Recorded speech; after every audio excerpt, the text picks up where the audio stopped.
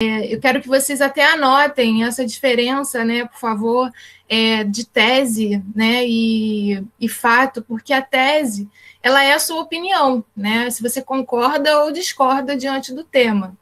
E aí você pensar assim, bom, o acesso ao cinema no Brasil, né, a democratização do acesso ao cinema ou não? Né? Então, para você, isso é algo bom ou ruim? Então, você tem que deixar explícito isso na redação, pelo menos do Enem, né? Você já ter uma tese, já ir com uma ideia, né, concretizada mesmo, porque o Enem é assim. Eu acho que o lado do Enem é ruim também na redação por conta disso, porque você já tem que ir com uma coisa já pronta, né? Uma ideia, uma opinião já formada. Então, na UERJ, a gente tem essa diferença. A opinião não necessariamente você tem que levar ela fechada, já pronta. Você vai modulando, né? Vai construindo, e aí usa os fatos, os dados, né? Mas sem deixar a redação um tanto expositiva, tá? Isso também vale para os dois. Quando você fala da UERJ do Enem, né? Você não pode deixar a sua redação muito expositiva, porque senão vira um texto jornalístico. Você vai expondo notícias, fatos, né? E esquece da opinião. Então, o artigo de opinião, ele tem essa carga, né, de você se colocar, né? Só que é um pouco diferente da dissertação. Tem uma semelhança, né? O artigo de opinião, você vai falar do texto dissertativo, você está lidando com a opinião, né? Você vai trabalhar com a opinião. Então, a argumentação tem um valor, né? Então, você vai colocar a argumentação como foco ali da questão. Então, vocês têm que, sim, entender o que seria uma opinião, né? Encontrar marcas disso. Professora, Fala. posso fazer uma pergunta? Pode. Como eu nunca fiz a prova da UERJ, né? É baseada em livros. Uhum. É mais opinião ou o fato do livro mesmo? É o grande dilema, né? Muita gente faz um resumo do livro, não é isso. Seria mais próximo a um artigo de opinião, né? Que você vai fazer sua redação com base numa temática tirada do livro. Entendi. Entendeu? Obrigada. Nada. E aí você, vendo essa temática, que é uma pergunta, né? A UERJ sempre traz uma pergunta. Você tem que responder essa pergunta, pelo menos tentar responder, porque você pode deixar o texto aberto. Tem isso também. Entendi. Né? Obrigada. Nada. Então, vamos lá. Vamos falar sobre artigo de opinião, quais são as características, né? Eu não sei como é que vocês estão vendo a tela aí, se é tudo amplo. Professora, desculpa, e essa redação que é baseada no livro, ela é no primeiro e no segundo exame ou é no discursivo? Só no discursivo. Ah, é só no discursivo? Em 1984. Tá, tá bom. Tá? Porque a gente não tem redação no exame de qualificação. Beleza, tá. Beleza. Tá bom? Bom, as características principais do artigo de opinião seria falar, né, que você vai expor um ponto de vista, isso você vai colocar. Expor é você dizer ali, né, se cometer o crime com as próprias mãos é uma coisa viável na sociedade contemporânea. Isso para você é algo bom ou ruim? Você cometer, né, a justiça com as próprias mãos, você vingar, de repente, uma situação que você passou ruim e você quer se vingar da pessoa. Isso é algo bom ou ruim? Então, a UERJ, ela traz assuntos mais voltados para isso, né, sobre o comportamento humano. É diferente do Enem. O Enem, ele traz assuntos mais voltados para políticas públicas que deveriam ser colocadas para a sociedade, né, e que a gente sabe que é uma utopia, porque seria bom se todo mundo tivesse acesso a esses benefícios, mas a gente sabe que não tem. Sempre alguém fica à margem. Então, quando a gente vai ler alguns artigos de opinião, certamente você vai se deparar com alguma temática voltada para isso, né? Sobre essa questão das políticas não estarem sendo aplicadas, né? Das leis não estarem sendo, né, feitas como deveriam ser, né, seguidas, enfim. E aí tem os exemplos que a gente tem, né, dos grandes jornais, das grandes mídias, e aí que trazem esse tipo de texto, né? E eu acho que vocês, se eu fosse vocês, eu leria, né? Eu teria essa. Vocês podem até colocar no Instagram artigos de opinião, lá, hashtag, que vocês vão achar alguns textos. muitos professores escrevem, né? Enfim, então, vocês têm uma gama muito boa, que é a internet, vocês podem usufruir disso para poder entrar em contato com esse tipo de texto, tá?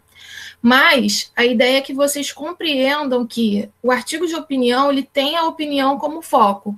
A ideia aqui não é dar uma aula, né? Mas a gente acaba sendo um pouco enfático nisso, porque vocês precisam desse apoio, né? Identificar as marcas de opinião é importante, tá bom? Dentro de um texto, seja ele qual for.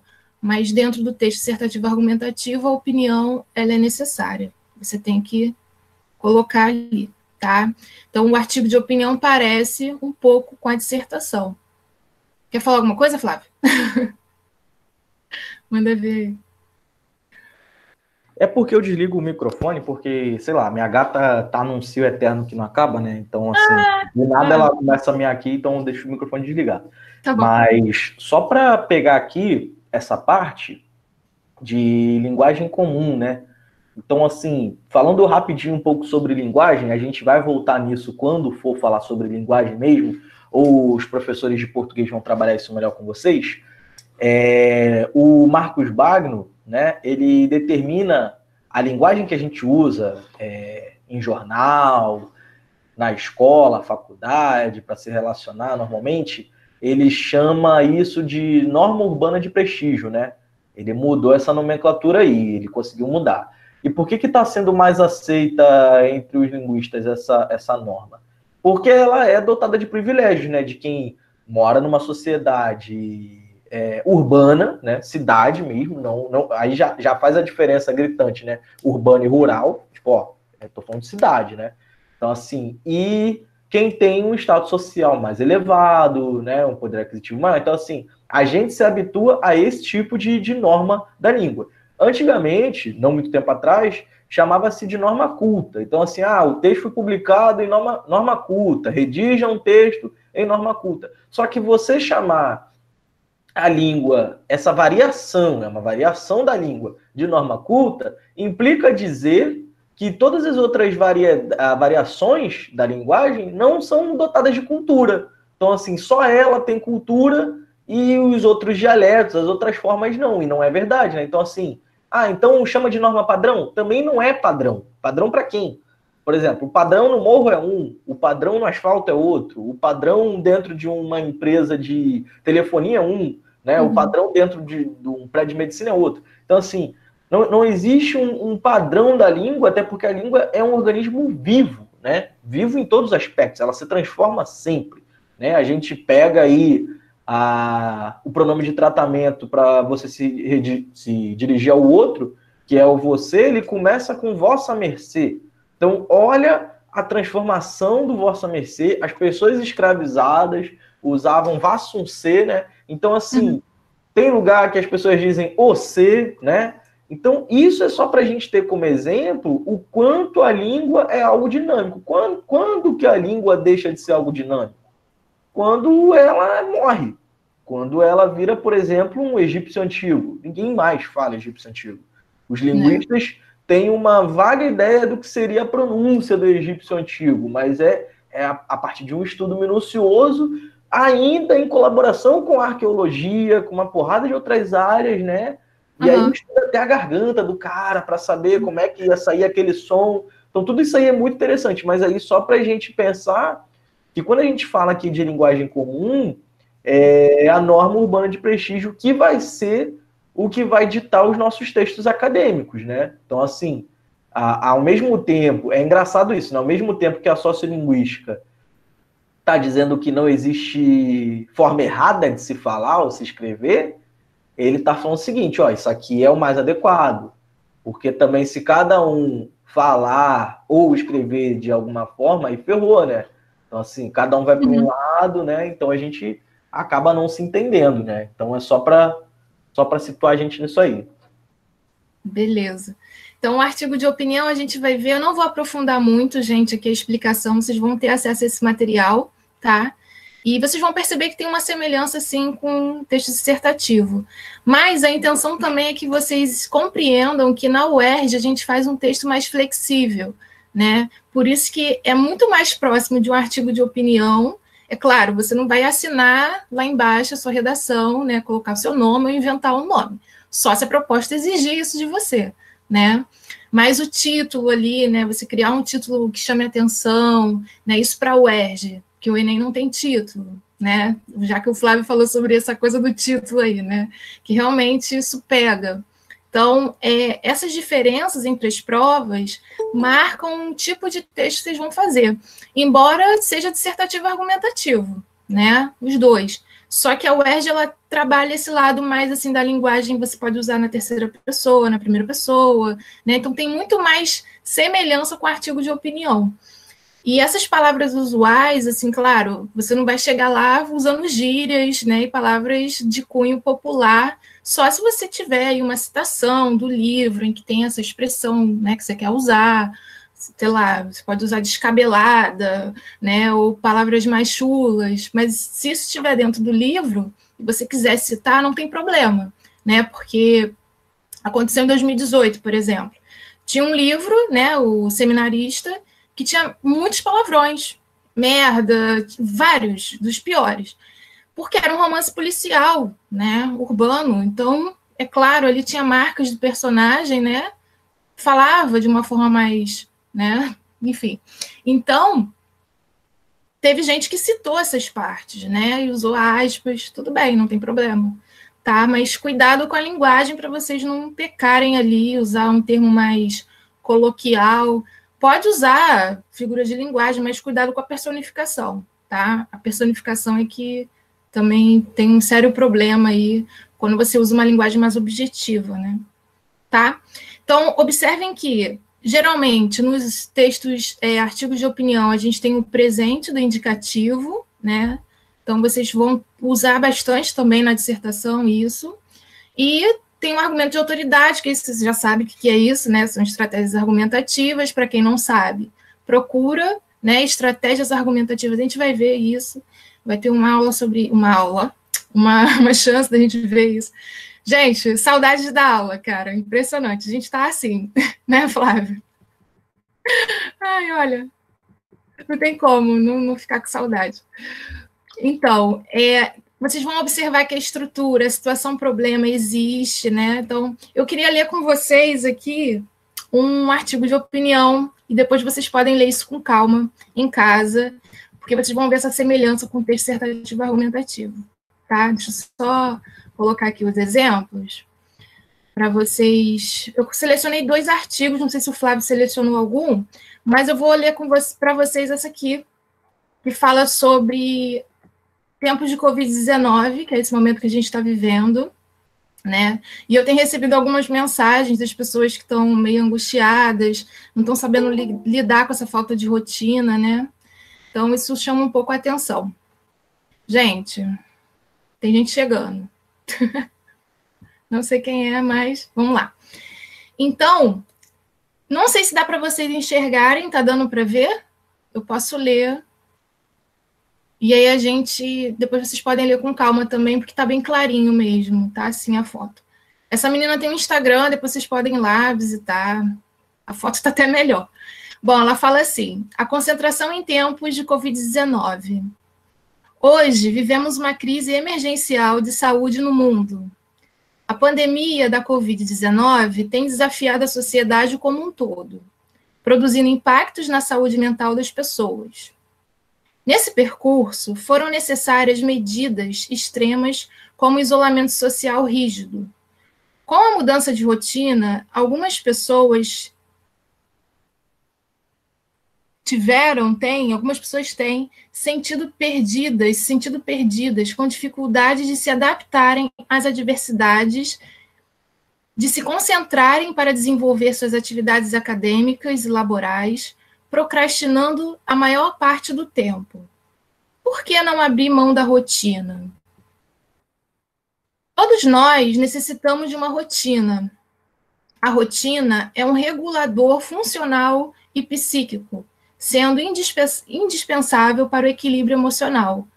No entanto, sua mente insiste em produzir pensamentos que não têm relação com suas atividades? Em função disso, você tem se percebido disperso e sem foco? Sua mente parece mais um cavalo indomável e só produz pensamentos que lhe atrapalham? Sente-se inútil por não conseguir ser produtivo, mesmo tendo consciência e sabendo o que precisa ser feito? Sempre deixa para depois ou desiste com facilidade? Tem sido cada vez mais difícil se concentrar? Então, ela levanta algumas questões, né? Alguns questionamentos, alguns problemas, e notem que ela vai usar sempre verbos no presente, tá? E aí ela coloca ali a marca de opinião na introdução, né? Ela diz que, né, a gente tem aí algumas adversidades, né? Algumas pessoas estão passando por dificuldades para se adaptarem, enfim, e se concentrarem. Então, ela vai colocando a opinião dela, tá? Sendo assim, continuando, sendo assim, identificar esses pensamentos e saber lidar com as preocupações talvez seja o primeiro passo. A aplicação de uma rotina pode fazer você sentir-se capaz de manejar melhor o seu tempo, tornando o caos da vida mais controlável. Estruturar uma rotina nos conforta. Às vezes, você não precisa do melhor resultado e nem desenvolver uma sequência de tarefas, mas dar continuidade às suas atividades para se organizar psiquicamente. Diante da dificuldade de se concentrar, você pode elencar as prioridades do dia, definir o melhor horário para execução, administrar o estresse e irritabilidade ao ter que fazer algo que não deseja, buscar entender a situação atual e agir com tranquilidade, realizar planejamentos das atividades e necessidades laborais, lazer, atividade física, sono, alimentação, estudos e por aí vai. Você pode construir um mapa mental de execução, né? Utilizar planner, agenda, diário, despertador e inserir a família na rotina. Uma coisa difícil, né? Acho que nem sei se todo mundo concorda com isso, mas elas propõem aqui soluções, né? Para essa dificuldade que está sendo encontrada aí em relação ao isolamento social. Considero importante incluir a prática do treino respiratório e técnicas de relaxamento, do mindfulness, como coadjuvante para o bem-estar. Com ajustes na rotina, você poderá redirecionar sua atenção, aumentando a capacidade de concentração. Então, ela coloca toda essa marca de opinião, né, através desse artigo, tentando aí auxiliar as pessoas que estão passando por uma crise de saúde, né, mental. E aí eu deixo para vocês refletirem, né, e pensarem sobre essa questão aí da organização do texto enquanto marcas de argumentação, né, se ela usa aqui algumas estratégias para fazer com que você pense junto com ela, né, embarque nessa leitura e tente também entender um lado, né, de que as pessoas precisam sim fazer isso. Então, tentem observar na leitura, tá, essas marcas que ela vai deixando.